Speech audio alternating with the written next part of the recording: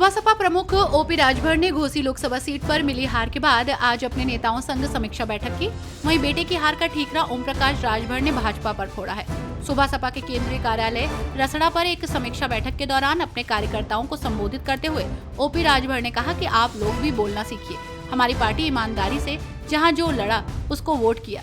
गठबंधन के तमाम पार्टियों के नेता गठबंधन धर्म निभाना नहीं जानते, लेकिन हम लोगों ने ईमानदारी से गठबंधन का धर्म निभाया है। लेकिन जनता ने योगी और मोदी को नकार दिया है।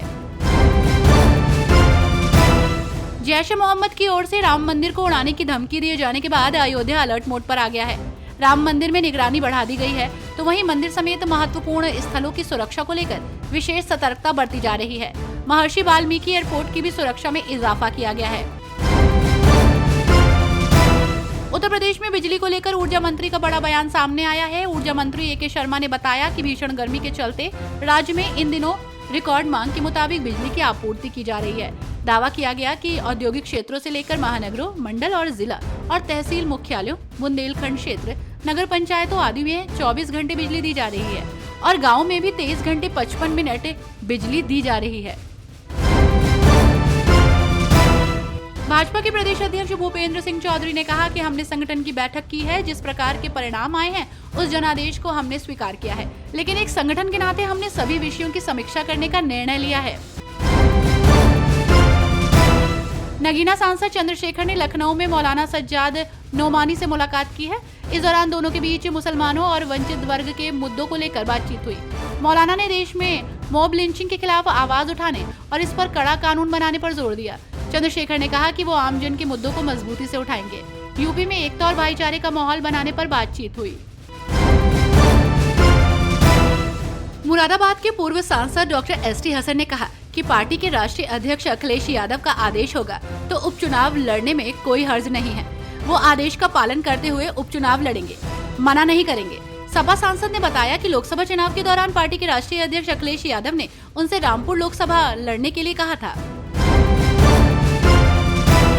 आदर्श आचार संहिता खत्म होते ही एक बार फिर मुख्यमंत्री योगी आदित्यनाथ एक्शन मोड में नजर आ रहे हैं। उन्होंने हाल ही में एक उच्च स्तरीय बैठक कर विभिन्न विभागों के अधिकारियों को तलब कर समीक्षा बैठक की है। इस दौरान उन्होंने अधिकारियों को विभिन्न योजनाओं में प्रगति लाने के निर्देश दिए। साथ ही कार्यों में लापरवाही बरतने वालों की सूची प्रस्तुत करने के निर्देश दिए। उन्होंने तत्काल लापरवाह अधिकारियों के खिलाफ एक्शन लेने का आदेश भी दिया है। साथ ही 2 हफ्ते में रिपोर्ट मुख्यमंत्री कार्यालय को सौंपने के निर्देश दिए। उत्तर प्रदेश के सियासी गलियारों में राजा भैया की चर्चा इन दिनों जोरों पर है। वजह यह है कि उनकी पार्टी जनसत्ता दल ने समाजवादी पार्टी को समर्थन दे दिया है। इसके साथ ही अब सवाल उठने लगे हैं कि लोकसभा चुनाव के दौरान इतनी उठापटक के बीच भी तटस्थ रहने वाले राजा भैया आखिर सपा के साथ क्यों चले गए। दरअसल बुधवार की देर शाम जनसत्ता दल लोकतांत्रिक के जिलाध्यक्ष संजू मिश्रा सपा के मिर्जापुर कार्यालय पहुंचे और अपना समर्थन पत्र सपा जिलाध्यक्ष को सौंप दिया, जिसके बाद से चर्चाओं का बाजार गर्म है। इस बार के लोकसभा चुनाव में भारी मतों से जीत दर्ज करने के बाद सपा प्रमुख और उनकी पत्नी दोनों चुनाव जीत गए। अब दोनों सदन में एक साथ बैठे नजर आएंगे।